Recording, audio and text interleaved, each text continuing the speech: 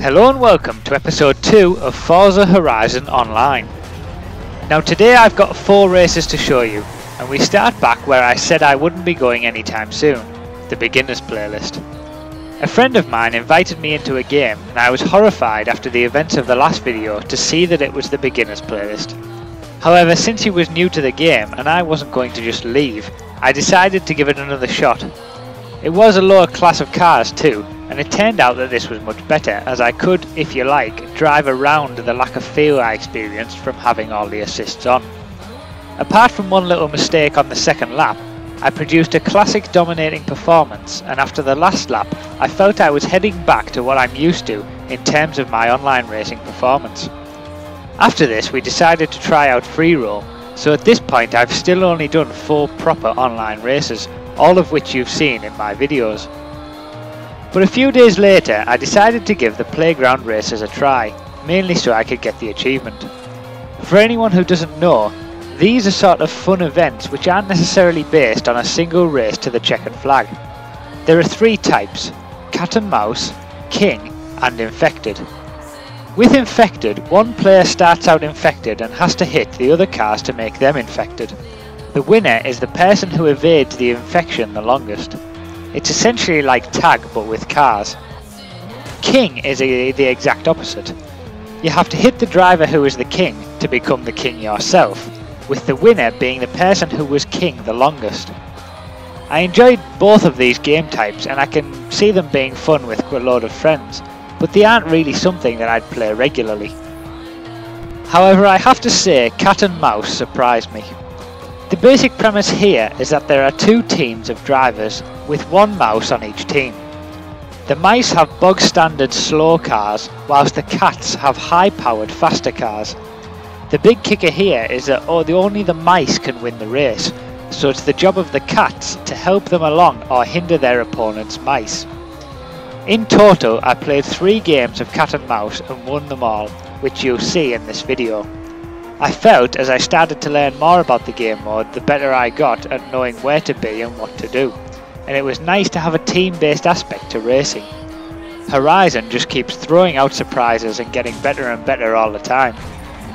So as you can see from the results of this race, I won it by a large margin of over 12 seconds from second place, with a best lap time almost 3 seconds faster than anyone else.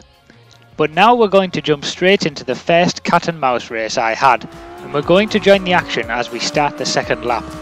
The first lap of these races tend to be quite hectic with lots of cars spinning out, and so aren't all that entertaining. So in this race I'm really just finding my feet, as it's the first cat and mouse game I've played. As you can see, there are red and blue cars which denote the team you're on, and as it says in the top left, I'm a blue cat, which means I need to help the blue mouse to get to the finish line before the red mouse. As you saw there, the way to do this is pretty much by smashing into the opposing team's mouse to stop them from progressing, as well as keeping an eye out for your own team's mouse to help them if needed. As you can also see by the playlist in the top right, my team is at a bit of a disadvantage here, since we only have 3 players to their 4, meaning they can gang up on us quite easily. Man, get me across this fucking line. Now what you heard there was the opposing team's mouse getting very angry at his own team, since me and the only other cat on our team were closing him down.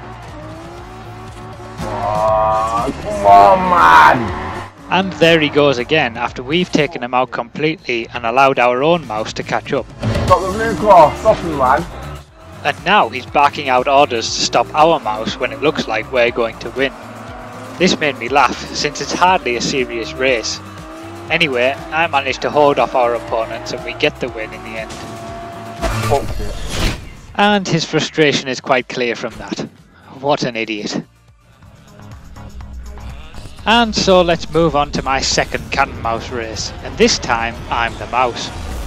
Now at the start I'm just trying to keep the car pointing in the right direction, as I'm being hit from all sides by the opposing team. My team, however, is doing a very good job right from the start of holding back their mouse, so I'm just trying to keep things moving forward at this point. I managed to get through the first lap with a big lead over the opposing mouse, despite the usual argy-bargy, and I just now need to make it to the end. However, my teammates aren't doing a very good job of protecting me, as they can't even seem to keep up with me despite being in much more powerful cars.